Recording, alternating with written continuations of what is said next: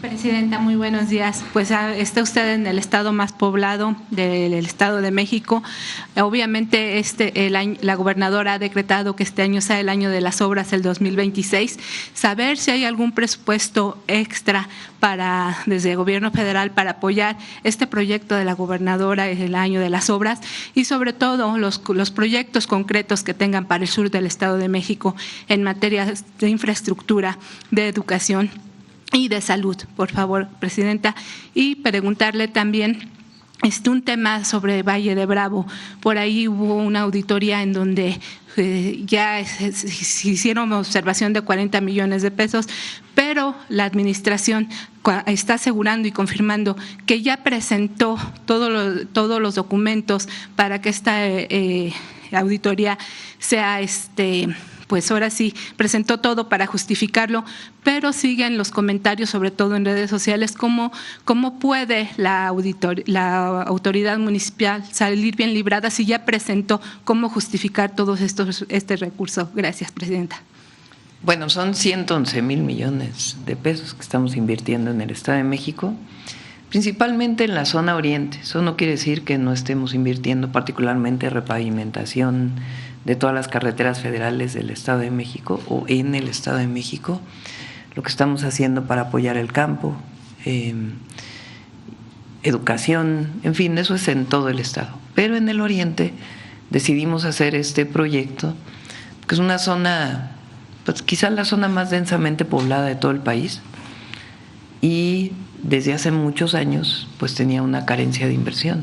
Entonces por eso decidimos concentrar la inversión en la zona oriente, en educación, en salud, movilidad, agua y drenaje principalmente.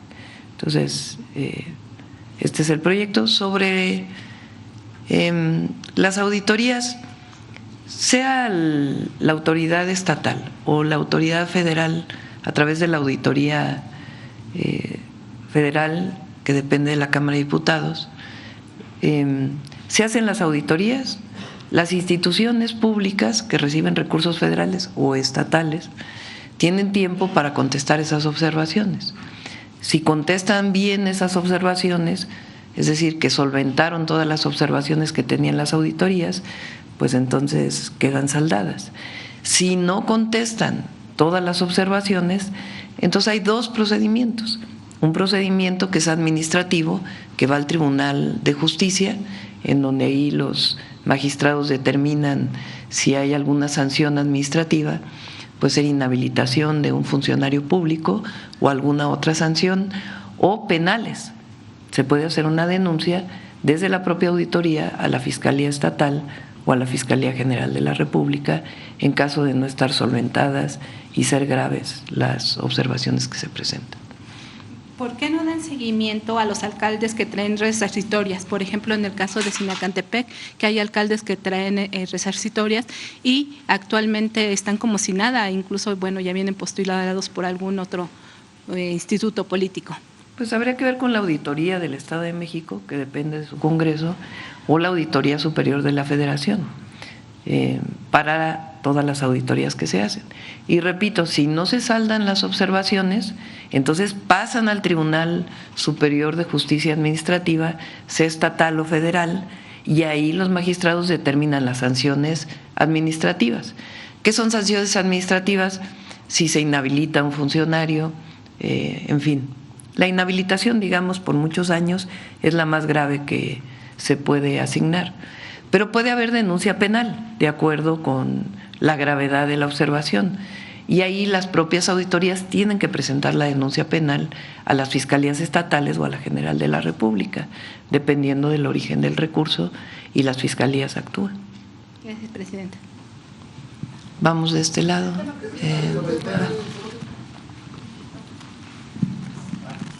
Gracias, Presidenta. Muy buenos días. Gaspar Vela, de Grupo Milenio. En primer lugar, preguntarle, Presidenta, hace unos días se dio a conocer la muerte del adolescente Dafne Zapata, de 13 años, en un campamento militarizado en el estado de Tamaulipas. Su madre ha denunciado que fue violentada en este centro. Preguntarle si haría un llamado a revisar las actividades en estos centros militarizados. Sí, No dependen de la Secretaría de la Defensa, no sé si… es decir, son centros estatales de educación que tienen una formación con base militar, con una estricta disciplina. En este caso, pues es de Tamaulipas y es el gobierno del estado quien debe hacer todas las investigaciones y revisar cómo están operando estos centros. Ok, muchas gracias, presidenta. Sí. En otro tema, ayer el rector de la… hace justicia, obviamente en este caso. Ok. El día de ayer el rector de la UNAM ordenó realizar una investigación por estas anomalías denunciadas en el examen de admisión para licenciatura que se hizo en línea. Algunos aspirantes denunciaron que otros participantes utilizaron inteligencia artificial precisamente en este examen. Preguntarle cuál es su opinión, su posicionamiento, presidenta.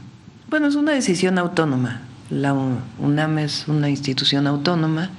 Ellos toman la decisión de cómo hacer el examen.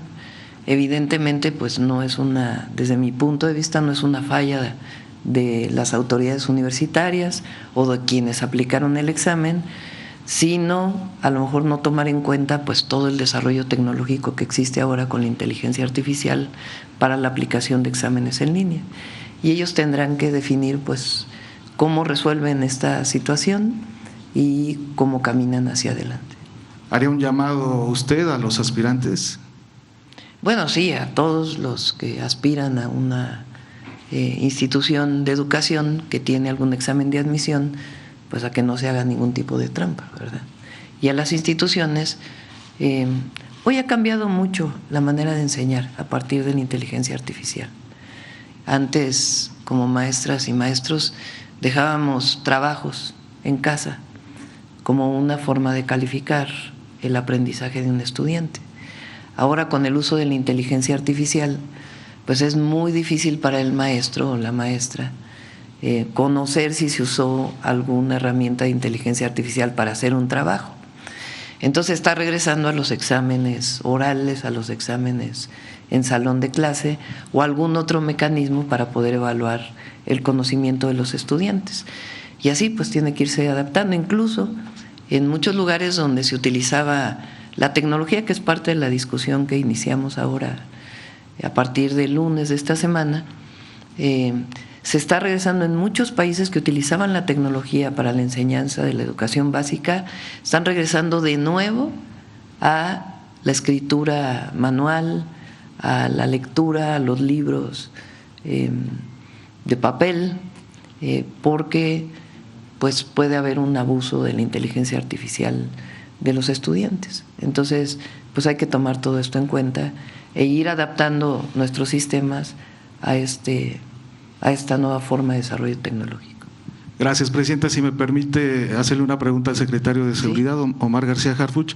Secretario, hace unos días Milenio publicó que Iván Archibaldo Guzmán Salazar, el líder de los Chapitos, se encuentra en una situación de vulnerabilidad táctica y también de extrema incomunicación.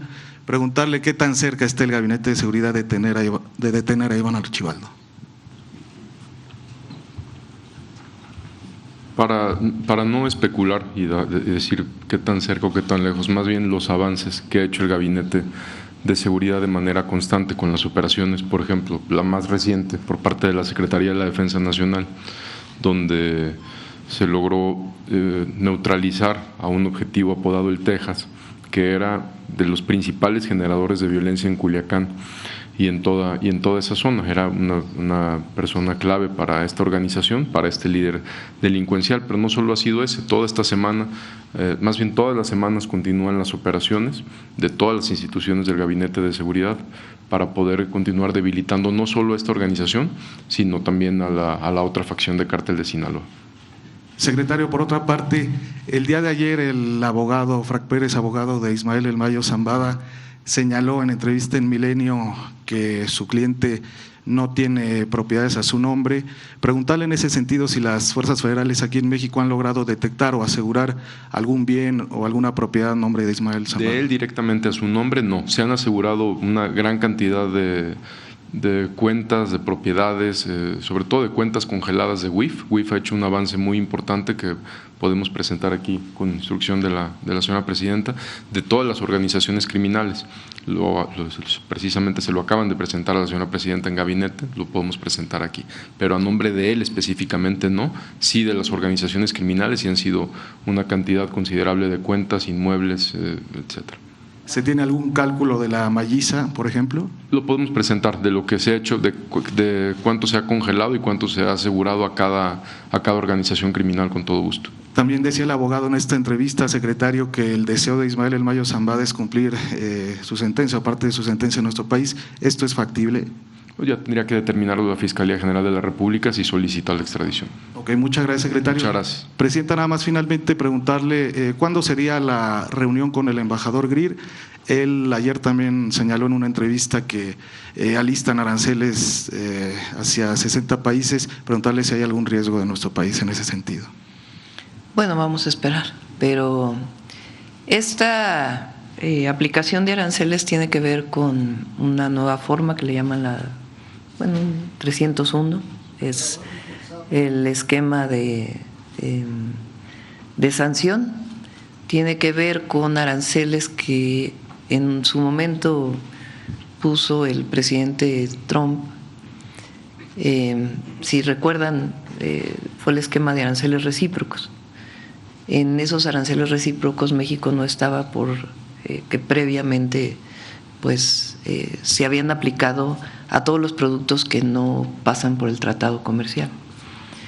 Entonces estamos esperando, tuvo audiencia la Secretaría de Economía la semana pasada, si mal no recuerdo, para dar todos los argumentos de por qué no debe haber mayores aranceles a México, pero vamos a esperar. El jueves voy a recibir al embajador Greer. ¿En Palacio? En Palacio Nacional. Sí. ¿A qué hora sería, presidenta? En la mañana. Todavía no tengo la hora, pero en la mañana. Muchas gracias. Gracias. A ver, de este lado, Estado de México. A ver, la compañera. Buenos días, presidenta. Claudia Rodríguez de Mexiquense Noticias. Preguntarle sobre cuál ha sido el impacto social del Plan Integral Oriente, si pues es la primera vez que se voltea a ver a ciertos puntos en donde se había permanecido pues abandonado, y si en este sentido también hay acciones para robustecer pues este programa.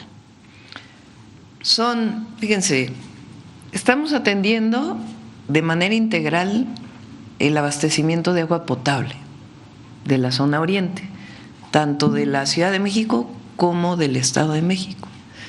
Estamos hablando de 10 municipios del Estado de México y particularmente la alcaldía de Iztapalapa en la ciudad.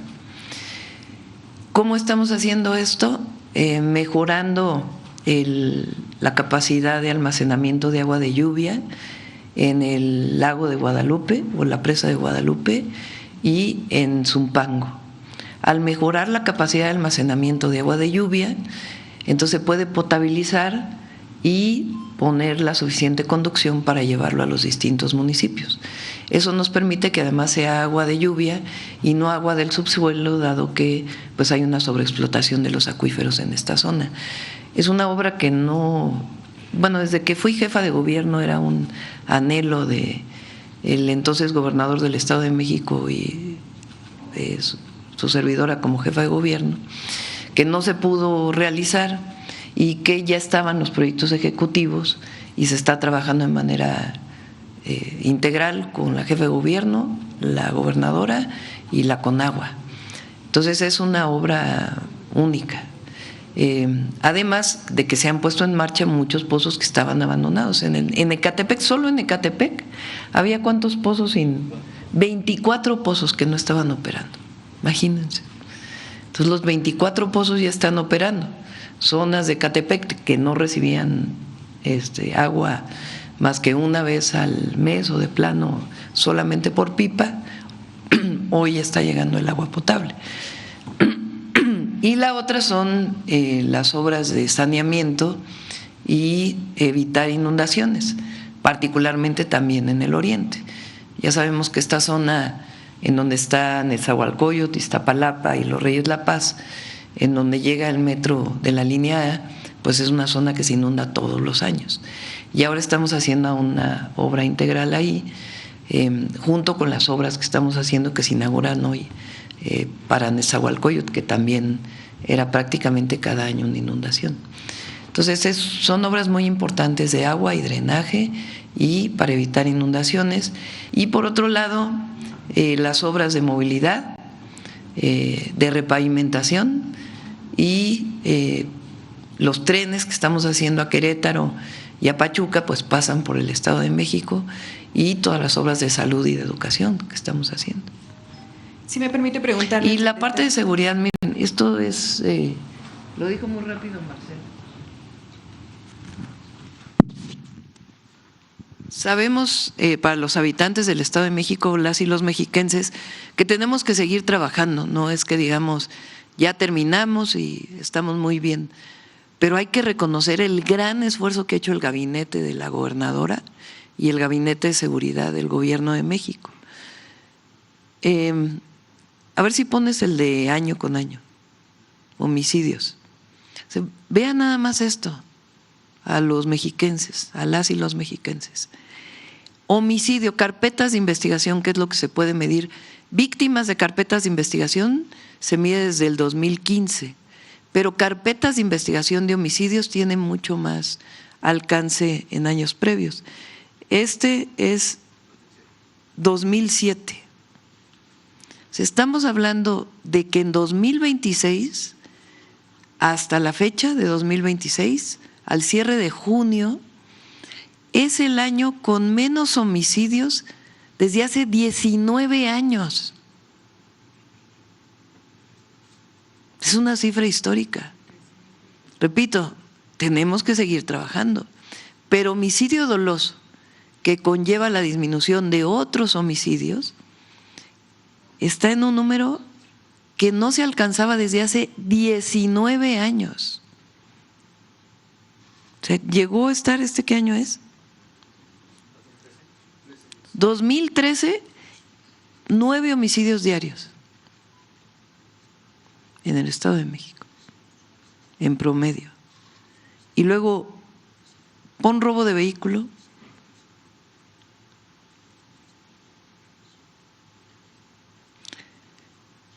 Si recuerdan, hace más o menos un año, poco más de un año, pusimos en marcha lo que se llama el Plan Oriente para Seguridad y Justicia del Estado de México. ¿Qué quiere decir eso? Todavía más coordinación entre el gobierno federal, el gobierno estatal y los municipios. Se puso un mando para toda la zona oriente y ese mando es un mando único para todos los municipios. Hay coordinación de radio, de comunicación entre Guardia Nacional, policías municipales, policía estatal, y hay una coordinación permanente. O sea, vean nada más por este mando único lo que se redujo el robo de vehículo en el oriente, de 79 vehículos que se robaban diario a 50 vehículos. Y estamos en el 2026, en todo el estado, en 39 vehículos. Entonces son resultados muy importantes y tienen que ver con la estrategia general y el mando único de la zona oriente y el buen trabajo de los gabinetes de seguridad. Esto acompañado de la atención a las causas, los programas de bienestar y el trabajo que coordina la Secretaría de Gobernación de ferias de paz, tocar casa por casa, atender a los jóvenes. Entonces, el Estado de México está mucho mejor ahora y tenemos que seguir trabajando para otros delitos que siguen afectando a la población, como el caso de extorsión. El operativo reciente que hicieron de las maquinitas de juegos que se ponían en las tiendas, pues muy importante porque a través de esas maquinitas pues se va cooptando a los jóvenes, incluso para los grupos delincuenciales. Con todo este trabajo que ya nos mencionaba, Presidenta, se está pues brindando una nueva forma de vida, a la mejor a todos los habitantes de este sector del oriente, se puede decir. Es bienestar. Lo que buscamos es el bienestar del pueblo, siempre. Esa es nuestra misión, nuestra visión y nuestro trabajo diario es por el bienestar del pueblo. Y el bienestar tiene que ver con vivir tranquilos, que disminuyan los delitos al máximo, tener acceso a la educación, tener acceso a la salud, tener acceso a una vivienda, tener acceso a un empleo o poder poner tu negocio. Eso es el bienestar, que todas y todos los mexiquenses y los mexicanos podamos vivir en paz y con tranquilidad. Finalmente, me permitía preguntarle al secretario de Seguridad, con el combate que se ha hecho, más bien, ¿cómo avanza el combate a células delictivas en la zona sur del Estado de México, tomando en cuenta el avance en la neutralización de grupos, principalmente en la zona oriente? ¿Cómo es que avanza esta estrategia tomando en cuenta el sur del Estado de México?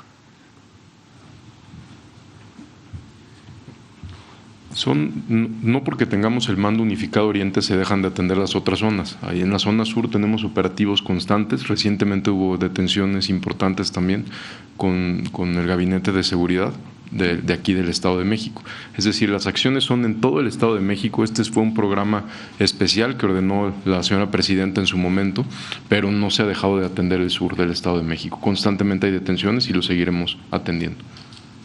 Gracias.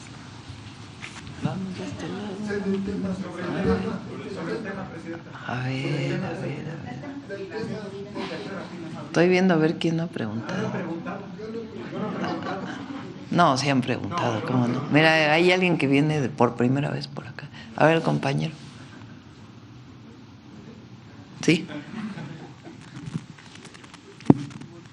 Presidenta, buenos días. Yo quería preguntarle muy puntualmente respecto al tema de la tala clandestina que se ha reportado en municipios de aquí, del Valle de Toluca, principalmente en lo que es el Nevado de Toluca, Sinacantepec y Jalatlaco, en la zona del Bosque de Agua, pues se ha reportado mucho este fenómeno que incluso ya pobladores han tomado la autopista a México-Toluca para pues alzar la voz por esta situación y pues quería preguntarle qué acciones se están tomando tanto a nivel estatal como federal para atender esta problemática. Muchas gracias. No sé si la gobernadora quiere contestar.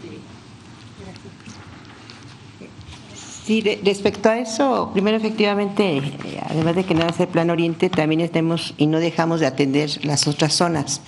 Y en lo referente a la tala, sí es una preocupación, pero una ocupación que nos atañe día con día. Es un tema que se habla también en lo que se refiere a las mesas de paz, que también lo tratamos como tema prioritario. Y efectivamente hemos tenido una gran colaboración con la Secretaría de Defensa Nacional.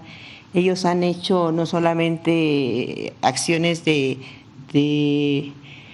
prevención, como son las reforestaciones, han hecho acciones de reforestación casi una vez a las semanas en un acto de reforestación junto con Probosque de Gobierno del Estado, pero también se han hecho algunas acciones de aplicación de justicia, en donde ellos tienen su mesa de lo que es la tala. Lo hacen también, tenemos cerca de 27 reuniones que se han realizado y se hacen algunas acciones de colaboración. ¿Qué es lo que nosotros siempre hemos pedido? Que nuestros compañeros habitantes nos apoyen mucho a trabajar esa parte de la aplicación de los operativos, porque en ocasiones los mismos habitantes lamentablemente llegan a afectar un poco el que se haga el proceso y entonces no permite trabajar como debe ser con esa aplicación. Ahorita el Gobierno del Estado de México lo que está haciendo es precisamente alguna iniciativa de ley para que se condene de manera más fuerte lo que es la tala, la cuestión de una mayor comunicación con nuestros pobladores, haciendo un trabajo a través de Probosque de reforestación, y junto con ello también estamos atendiendo la cuestión de las causas, porque hay pobladores que es su manera de tener un recurso económico a través de la venta de lo que son los árboles. Entonces también estamos haciendo un programa a través de la Secretaría de Trabajo y de Campo para poder apoyar a los campesinos, a los pobladores, para que puedan tener un recurso de apoyo para que cuiden nuestros bosques. Y ya nada más para también, respecto al tema del Parque Nevado de Toluca, se ha hablado de su reapertura y de lo complicado que es, justamente por lo que comenta, gobernadora, con el tema de la educación y de los turistas que van. ¿No tienen todavía alguna fecha o cómo están manejando este tema pues para que vuelva a abrirse al turismo y a los recorridos? Sí, es un tema que se está trabajando de manera transversal. Efectivamente estamos trabajando en la parte educativa, porque llegan muchos si llegan a conocer y a visitar esos lugares de manera turística, pero también a veces hacen acciones que que afectan al mismo ambiente. Entonces está trabajando con educación también esa parte de un mejor manejo en lo que se refiere a los visitantes. La otra es seguridad, que también aquí nuestro secretario está haciendo un trabajo coordinado para ver cómo podemos tener control sobre las acciones que realizan nuestros visitantes. Y por otro lado también estamos con ProBosque para ver qué áreas son las que pueden estar sujetas a esa visita y qué áreas pueden ser afectadas si no se tiene una buena atención y un manejo adecuado de los visitantes. Muchas gracias. Gracias. Gracias, presidente. A ver, de este lado. A ver, el compañero. Buenos días, presidenta Claudia Sheinbaum, gobernadora, integrantes del gabinete, compañeras, compañeros. Pepe Nader, del periódico El Valle.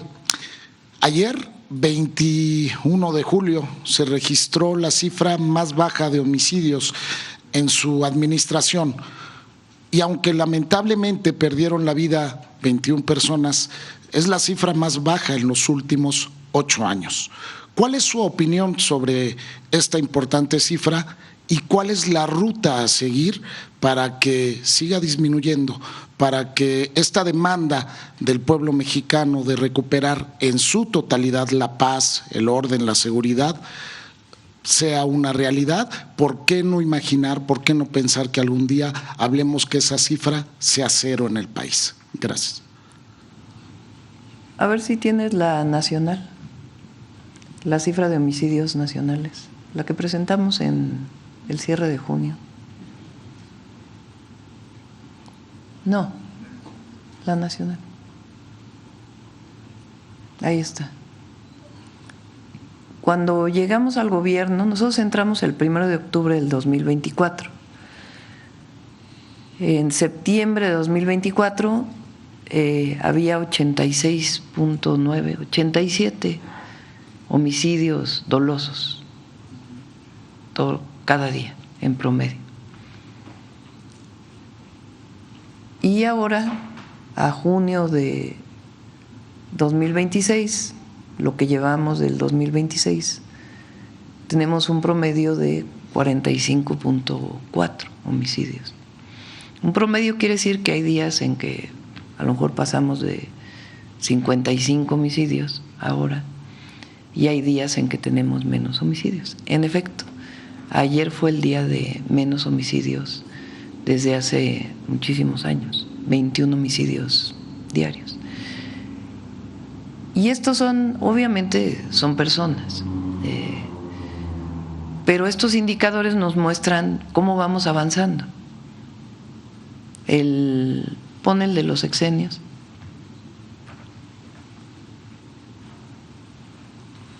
Cuando el sexenio de Fox cierra su sexenio con 28.6 homicidios diarios. Fox en el 2006. Calderón deja su sexenio con 70.9. Es decir, guerra contra el narco, todo lo que ya sabemos. El resultado de su sexenio es más del doble de homicidios cada día. Si tomamos en cuenta el sexenio de Peña Nieto, inicia con una disminución, pero luego se incrementa exponencialmente. Peña Nieto cierra con 100 homicidios diarios, el 2012. Cuando llega el presidente López Obrador, reduce en 10%, cierra en 91.7 homicidios diarios. Y nosotros, en menos de 2 años, hemos disminuido los homicidios dolosos en 46%. Y van a seguir disminuyendo, estoy segura. Porque primero hay estrategia. La estrategia consta, como ustedes saben, de 4 ejes. Atención a los jóvenes, que es lo más importante, a las causas que generan la violencia. Antes se llamaba prevención. Nosotros hablamos de causas profundas que generan la violencia. Y el objetivo es que todos los jóvenes en México tengan acceso a la educación y tengan acceso a un empleo, de tal manera que no tengan que ligarse a un grupo delincuencial y además un cambio cultural también, porque todo ese periodo del sexenio de Calderón y el sexenio de Peña, ayer lo decía, se enalteció increíblemente. O sea, hablaban de la lucha contra el narcotráfico y al mismo tiempo se enaltecía a los grupos delincuenciales en los medios de comunicación, en las canciones, como si fueran los héroes. Ahora no, ahora es atender a los jóvenes, porque un joven se vincula con un grupo delincuencial no solo por razones económicas, sino por identidad, increíblemente. Y si la identidad que está en los medios de comunicación, en las series de los narcos, es que te va a ir mejor si te vinculas a un grupo delincuencial, pues entonces buscan una identidad a través del crimen. Y como lo he dicho yo, esa no es una identidad, eso lo que te lleva es a la muerte, a la cárcel. Ese es el futuro de esos jóvenes. Y nosotros buscamos no solamente dar educación, empleo y todo lo que tiene que ver con la vida de un joven, cultura, acceso a conciertos, sino otra identidad, una identidad que tiene que ver con el amor, con la amistad, con la solidaridad, con la diversión sana. Entonces, es la visión, atención a las causas. Lo segundo, fortalecimiento en nuestro caso, consolidación de la Guardia Nacional, que la Secretaría de la Defensa y el comandante de la Guardia están haciendo un extraordinario trabajo, consolidando la Guardia Nacional. En los estados lo que pedimos es que se consoliden las policías estatales, que se fortalezcan las policías estatales y las municipales, que también quizás son las que tienen mayor debilidad. El tercero es inteligencia y investigación, que se ha fortalecido muchísimo. Nosotros creamos el Sistema Nacional de Inteligencia e Investigación y es lo que estamos fortaleciendo, tanto en formación de personal como en las capacidades técnicas para poder tener mayor inteligencia, que se traduzca en carpetas de investigación, en coadyuvancia con las fiscalías. Y lo tercero es la coordinación. Aquí en el Estado de México es ejemplo de coordinación. Es uno de los estados con mejor coordinación de todo el país. Se coordinan el Gabinete de Seguridad de la Gobernadora con el Gabinete de Seguridad Federal. Entonces hay estrategia. La otra, hay voluntad, porque podrías tener estrategia y no hay voluntad. Y nosotros todos los días le dedicamos hora y media, personalmente, a la seguridad. Y a veces nos reunimos nuevamente en la tarde para seguir viendo los temas. Y la otra, hay convicción en el pueblo, convicción de servicio al pueblo de México. Y cuando hay esas tres, se dan resultados. Y honestidad. Sin honestidad no hay nada. Presidenta, estamos a unos meses de que sea septiembre.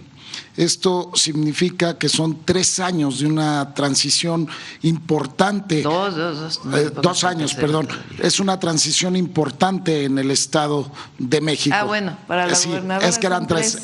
Va al Estado de México. Son 3. Son 3 años en los que precisamente cambiamos de un gobierno priista a uno de extracción morenista. Por eso hablaba de los 3 años. ¿Cuáles son los logros que usted destacaría de la maestra Delfina Gómez, gobernadora del Estado de México, y cuáles son los principales retos para atender la entidad más poblada y más compleja de todo el país? Sería cuanto. Gracias, presidenta. Delfina tiene muchas virtudes, muchas. Es una mujer honesta, muy trabajadora y tiene algo muy especial. Ella no se marea. Hay algunos gobernantes que llegan al puesto y ya andan con camionetotas, No, Delfina no. Delfina, si algo le agradece el pueblo mexiquense, es que es la misma maestra de cuando daba clases en su escuela, con más responsabilidades y las asume, pero ella es una mujer sencilla que atiende todos los días al más humilde y también al empresario más importante del Estado de México. Esa es una virtud que pocos gobernantes tienen. Ahora, el Estado de México tuvo muchos años de abandono, demasiados. Corrupción y abandono. Y 3 años apenas comienza a verse. En seguridad ya se notan resultados, pero hay muchas zonas pues que todavía requieren muchísimo trabajo. Y lo que tienen la certeza pues es que Delfina está trabajando todos los días por su pueblo.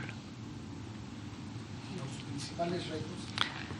Bueno, hay muchos retos. En el Estado de México hay retos que tienen que ver desde la pavimentación, las banquetas, las luminarias en los municipios, la limpieza, o sea, desde lo más básico que tienen que hacer los presidentes municipales, que se va avanzando en la mayoría de ellos, hasta temas más complejos como tener un sistema de salud que atienda a los 18 millones, ¿no?, de habitantes. Sí. Acá, vamos, a ver, vamos atrás, allá.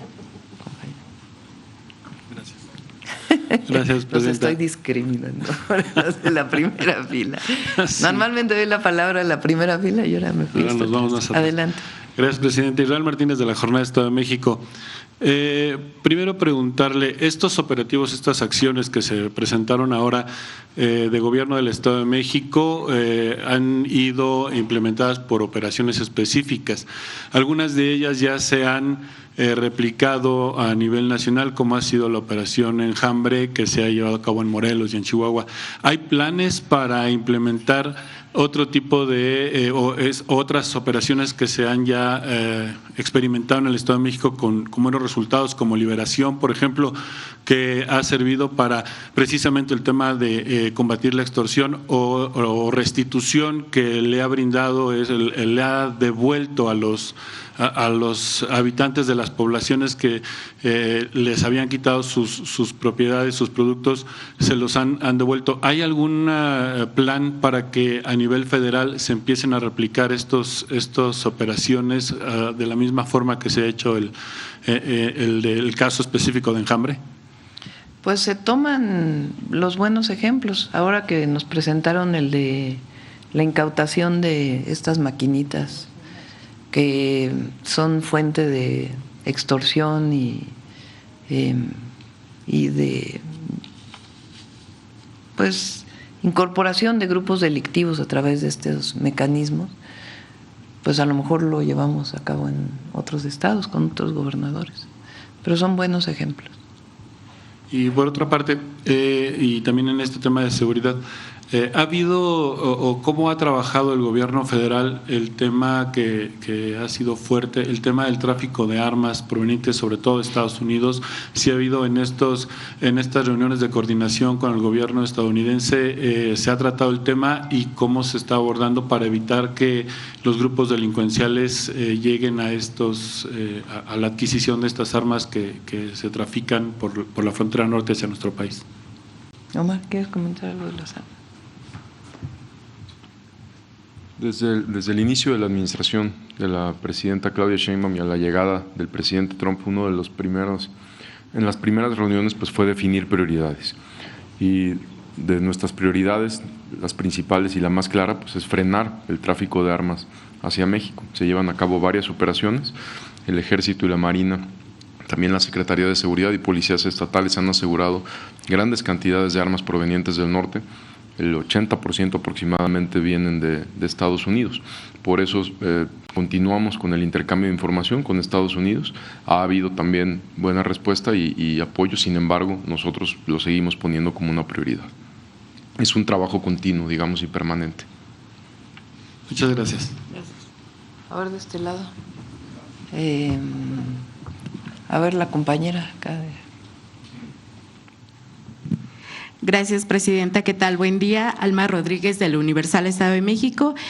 Para preguntarle, solo en este tema del Plan Oriente, saber, tenían previstas 121 acciones y un recurso de más de 75,000 millones. Saber, a la fecha, ¿cuánto se ha destinado de este recurso previsto y qué porcentajes o cuántas acciones ya se han concretado como parte de este plan? No sé si tengan el cálculo, Jesús y Efraín, de cuánto se ha invertido en estos 2 años. Debe ser como el 20%, más o menos. Quizá más. En el caso de obras de infraestructura, estamos hablando de cerca de 25,000 millones, pero este año van a ser 33,000. En infraestructura que tiene que ver con infraestructura educativa, en nuevas escuelas, sin considerar las escuelas nuestras, sino nuevas escuelas preparatorias de universidades, todo lo que tiene que ver con repavimentación, puentes, todo lo que mencionó Jesús, al cierre del 2026 serán 30,000 millones de pesos. Y en el caso de agua, al día de hoy llevamos alrededor de 8,000 millones. ¿cuánto? 8,000 millones. O sea, al cierre del 2026, cerca de 38,000 millones. Por otra parte, Presidenta, el tema de justo los centros penitenciarios, apenas se refería que, pues digo, siguen teniendo un problema de sobrepoblación de más del 150%, y esto ha causado también violación a derechos humanos. Entonces, saber pues qué plan o cómo se estará interviniendo por parte del gobierno federal, pues quizá pensar en abrir nuevos espacios o cómo mejorar las condiciones. Estamos trabajando con el Estado para apoyarles, para ver de qué manera puede mejorarse la situación. Una parte tiene que ver con liberaciones tempranas de aquellas personas mayores de edad o que por distintas razones es factible su liberación, y la otra es ampliar los espacios, y en eso pues estamos trabajando, y cuando tengamos ya una propuesta se las podemos plantear. ¿Habría la posibilidad quizá de construir más penales? Puede ser. El asunto pues son los recursos, cómo los obtendríamos, pero el objetivo es que no haya sobrepoblación en los centros penitenciarios. Y finalmente, de mi parte, su postura en torno a estas pues detenciones de servidores públicos, ex servidores públicos, acusaciones incluso a presidentes municipales vigentes por cometer presuntos actos de corrupción y otros delitos o actos que son contrarios a la ley, el tema de Metepec, de Tenancingo. Entonces, a ver, pues ahí ¿cuál sería el llamado por parte del gobierno federal? Es cero impunidad. Ahí donde hay pruebas, porque esto es muy importante, donde hay pruebas en las fiscalías estatales o en la Fiscalía General de la República de colusión con algún grupo criminal o de corrupción, debe actuarse. Cero impunidad. Bueno, ahora sí, dije mal discriminar, me salté a la primera fila porque yo no discrimino. Vamos a la primera fila a ver la compañera.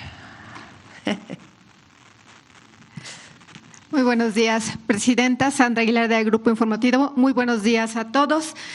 Presidenta, preguntarle cómo se logra la coordinación en los distintos niveles en materia de seguridad, precisamente en este estado con mayor población en el país. Pues son muchos mecanismos de coordinación. Primero,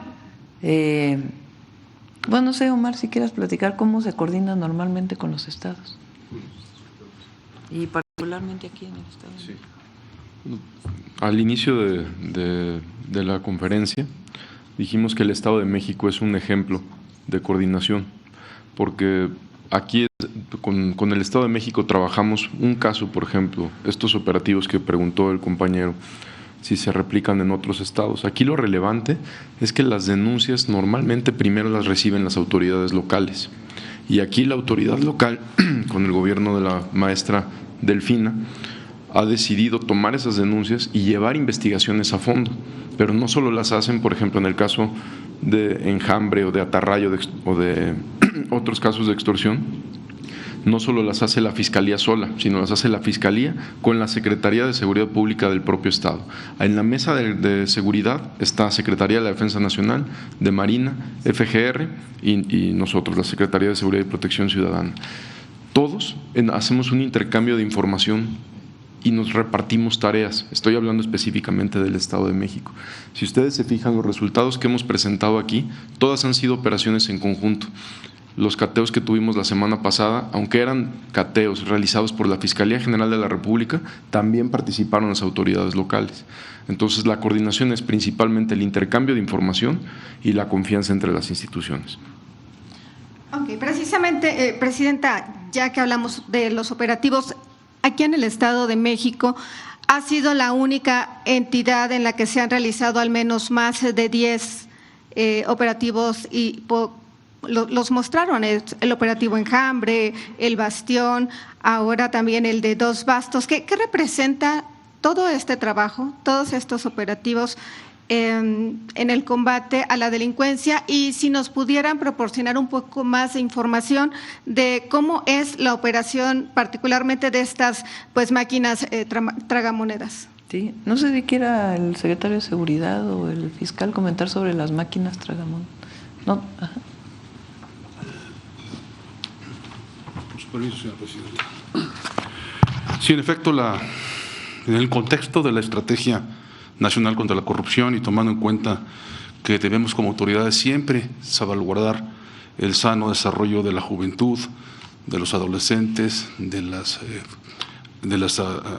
adultos tempranos, tomando en cuenta precisamente los aspectos de vulnerabilidad que presentan su exposición desmedida a ciertos pasatiempos, que en este caso ya se tiene determinado que no lo son tanto, sino son medios de cooptación y en algunos casos medios comisivos para la realización de delitos, es que decidimos atacar esta fuente de financiamiento criminal que tiene que ver con la presencia indiscriminada en farmacias, misceláneas, centros comerciales, grandes superficies, muchas de ellas cerca de escuelas, que tienen que ver con la proliferación de estas actividades que de alguna manera vician la conducta de nuestra niñez y de nuestros jóvenes.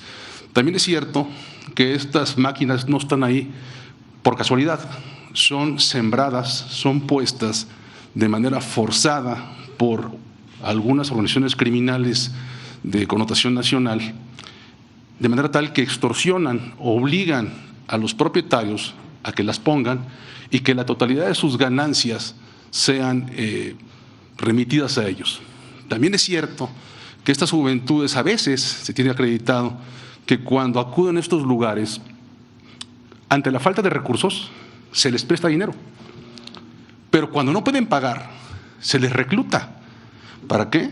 Para labores de halconeo, cobro de piso y actividades de diversa naturaleza de narcomenudeo. Es decir, es un círculo muy lamentable donde tenemos estas maquinitas que ya están en todas partes, a la luz de todos, y donde ya normalizamos su presencia y de repente no reparamos en la naturaleza del daño que están causando. No es la máquina lo que queremos evitar con esto, es precisamente darle a la juventud, a la niñez, a nuestros habitantes una oportunidad distinta de precisamente de tener un sano esparcimiento o una actividad de vida normal.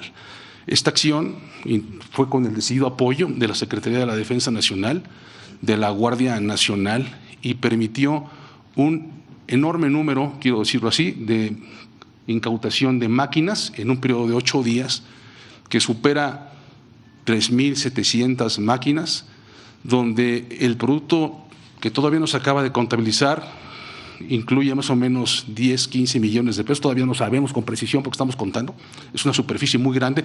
Teníamos un centro de acopio, ya tenemos 7, siguen llegando, y la idea es precisamente con esta política pública, federal y local, sacar de circulación este medio comisivo o esta forma de envilecer el espíritu de nuestra juventud. Señora Presidenta. Bueno, yo creo que cerramos ya, ¿no? Muchas gracias a todas, a todos. Nos vemos mañana.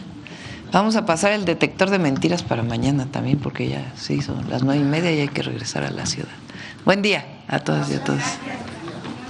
Y gracias por visitar el Estado de México.